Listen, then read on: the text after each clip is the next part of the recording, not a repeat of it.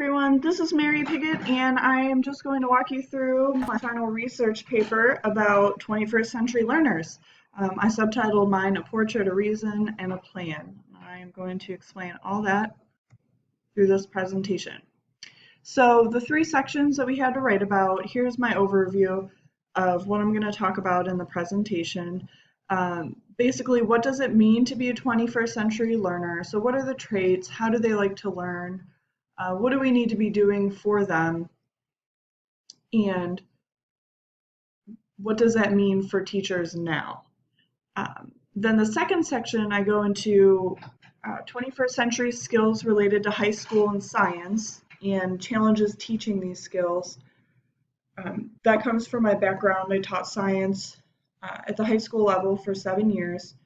And then this last section is what a teacher can do to bring 21st century lessons into their classroom. And that's, for me, it was a really interesting transition to talk about high school and science specifically, because that's what I've been doing most of my career. But I recently started as a technology coach at the beginning of this school year. So it was really interesting to bring the two scenarios together and really think about the kind of how this could really be done. So let's get started with section 1. So what does it mean to be a 21st century learner? 21st century learners, they're digital natives. If you really think about it, they will never know a world without technology and internet. So I graduated high school in 2003, but I'm 30 years old. I still had to memorize phone numbers when I was a kid. Didn't have my first cell phone until high school, and that was only for emergencies. And it was just the basic. I mean, all it could do was make phone calls. There was no texting. And things like Facebook and using the internet for main communication, that became real popular in college, my years in college, which was 2003 to 2008 is kind of when, for me, internet bloomed. So now kids in schools were born after that time. So in their lifetime, there will always be communicating through the internet, communicating through text messaging. There will always have been Twitter and Facebook and the idea of posting your life for everyone to see and understand it.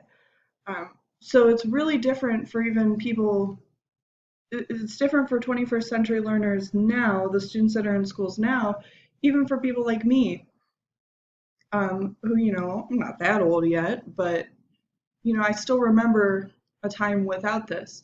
And there just is becoming fewer and fewer of those type of people in our schools.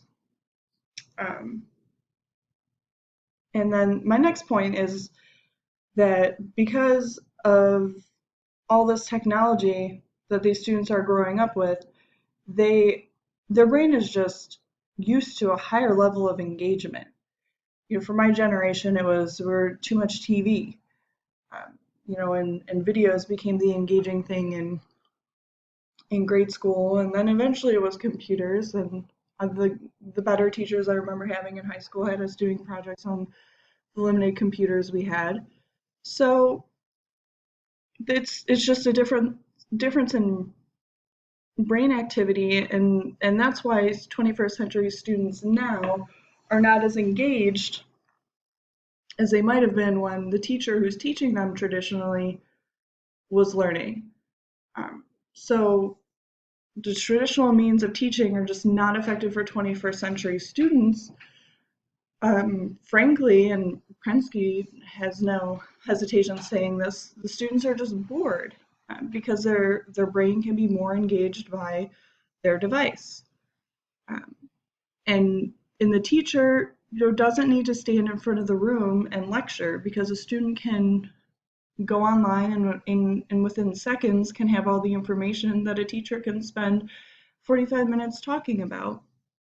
And a teacher is still valuable, more for explaining and interpreting and that kind of role. But just as a very primary source of information, it doesn't make sense for 21st century learners because they have the information right here, so why are you telling me this? Is basically kind of their attitude. Um, and students don't see there as many of us might see the phone as a good, like a cell phone or their device as a tool. Students, 21st century students, see it as a fixture. They don't leave home without it, and they're really it's just that important to them, which is it's difficult for a lot of teachers to understand. But students really, it's very, very important to them. And so it's not something that's going to go away.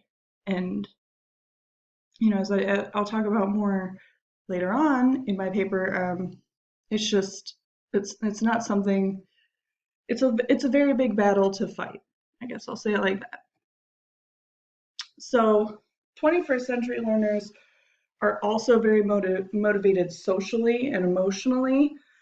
They really thrive from relationships with teachers. So the teacher is not just a cold, rigid person in the front of the room, just talking without stopping or explaining things. The teacher is now, making good relationships with students, having that good rapport, and really encouraging students to do their best and not just kind of, they're just more involved with their students' education, I would say, than in traditional past.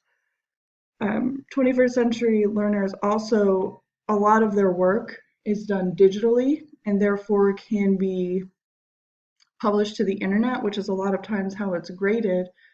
And knowing that it's out there for their peers to see and criticize and compliment and sometimes ridicule, it kind of puts a little pressure on them to do a little bit better work. So they take more ownership, and also seeing their peers doing good work, they'll be more inspired to as well.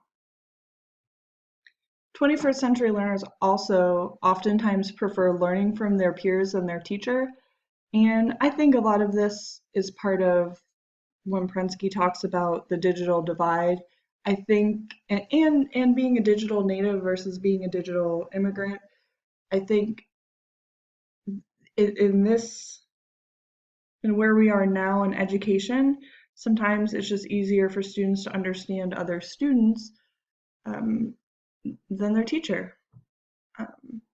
And then 21st century learners also prefer creating projects, products, unique things that they can publish to the internet, and things they can take ownership of and be proud of and use to build a positive image of themselves online, as opposed to rote memorization or just more, multiple choice things. And again, it just has to come down to brain engagement. Their brain is so used to working at a higher level that it's actually lowering their thinking level when you're asking them to do basic assignments. And on top of that, 21st century learners are going to face a very different workforce. Now that technology is everywhere, it's part of every job. So even basic jobs, cashiers, things, just entry-level jobs are going to require some bit of technology skills. So really, for a 21st century learner, if they're not getting used to using technology, they're really going to be very far behind their peers who do get that opportunity. All right, section 2, skills in science in high school the 21st century students should have. If you are going into a career in science, there's so much technology. And the specific thing with technology, and if you get into a very specific field of science, you're not going to have access to it in high school because it's expensive equipment, it's very specific, and there's not enough time, there's not enough space, things like that to teach it in high school. So not only do students need to have access to technology, graphing software, things like that, students also need to learn how to kind of fumble their way through technology so that when they get to college and they have this new equipment and they have this new software, they have some idea of how to troubleshoot technology and basically just tough it out for themselves. And then on top of just navigating new technology, you got to be able to communicate your research in science. So just basic communication skills, verbally, scientists deliver a lot of presentations a lot using either PowerPoint or Google Slides, collaborating with Skype, things like that is really important for students to learn, is that communication through technology or with the help of technology. Other skills related to science, and this is more just basic high school too, is LMS navigation and understanding the basic concept of an LMS site and just a basic, most of them function very similarly. So if students just have exposure to it and the chance to use it, it'll be less of a learning curve when they get to college and are kind of on their own trying to figure out how to get around this online course. And I was in college 10 years ago and had hybrid sites. So this is definitely something that's going to be relevant to our students as they go into high school, as they go into college. And then just research using technology. A lot of expensive equipment is not available in high school, but basic equipment is. If you can find graphing software or use lab simulators online or motion detector, it really makes things go quicker and much more accurate when a student doesn't have to use a stopwatch to time how long it takes a car to go 10 meters. They can just use the motion detectors, see the data right in front of them, have a graph in front of them, and they can spend time interpreting that graph and thinking about what it means instead of spending all the time with the colored pencils and graph paper and rulers graphing it. Biggest challenges, lack of funding. Equipment's expensive, maintenance is expensive and necessary, and a technology staff is necessary too. These are all really pricey things, but if you don't have them, then the technology is not going to work, or it doesn't exist if you don't have the equipment. The digital divide between teachers and students. Teachers are hesitant. They don't believe technology is necessary because they didn't experience it when they went through school. And lack of effective professional development, and I would kind of throw time in there too. If a teacher doesn't see value, they're not going to spend their precious time learning something that's difficult for them.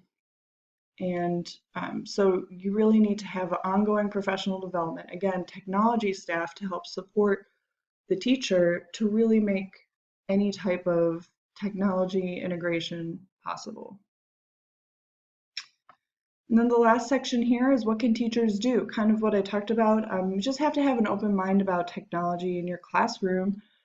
Give it a chance. And if you're in a program that's doing it right, it should be a lot easier and less overwhelming than it might seem at first. Research the best technology for your specific type of education. There's lots of programs out there and online coursework and things that entire districts can adopt. They need to participate in useful professional development. I touched on that. Follow something like the SAMR model that shows how you're doing and ways that you can incorporate technology.